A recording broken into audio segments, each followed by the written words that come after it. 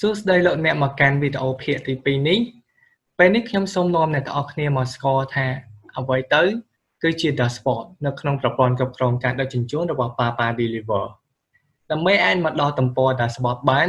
អ្នកត្រូវចុចលើពាក្យ dashboard ដែលនៅខាងក្រោមប៊ូតុង New Booking ពណ៌សនេះ Dashboard គឺជាកន្លែងមួយដែលបង្ហាញពីទិន្នន័យសំខាន់ៗដែលគួរកត់សម្គាល់ពីស្ថានភាពផ្លាស់ប្ដូរនៃចំនួនអតិថិជនសរុបចំនួនបុគ្គលិកបើកបរសរុបចំនួនយានជំនិះសរុបនិងចំនួនដងនៃការ booking ដោយដែលលោកអ្នកបានឃើញនៅទិន្នន័យទាំងអស់នេះនៅលើ dashboard នេះដូចគ្នាម្យ៉ាងទៀតអ្វីដែលកាន់តែពិសេសខាងក្រោមនេះគឺមានបង្ហាញជាក្រាហ្វិកសសរ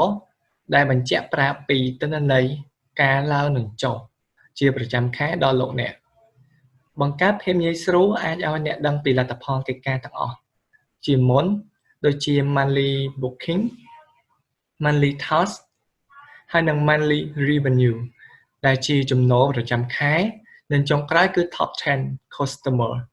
ដែលជាអតិថិជន10នាក់ដំបូងបានចំណាយទឹកប្រាក់ច្រើនជាងគេនៅលើសេវាកម្មដឹកជញ្ជូនរបស់ក្រុមហ៊ុនលោកអ្នកសរុបឲ្យខ្លីមកវត្តមានរបស់ dashboard នៅក្នុងប្រព័ន្ធគ្រប់គ្រងការដឹកជញ្ជូនរបស់ Papa Deliver អាចឲ្យអ្នកដឹងពីស្ថានភាពសេវាកម្មដឹកជញ្ជូនរបស់ក្រុមហ៊ុនលោកអ្នកជាមុននិងរកមធ្យោបាយកែប្រែកាន់តែមានប្រសិទ្ធភាពខ្ពស់ទៅអរគុណចំពោះការតាមដាន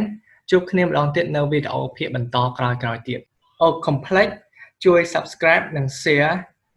នៅវីដេអូមួយនេះដើម្បីទទួលបាននៅវីដេអូថ្មីៗជាច្រើនទៀតសូមអរគុណ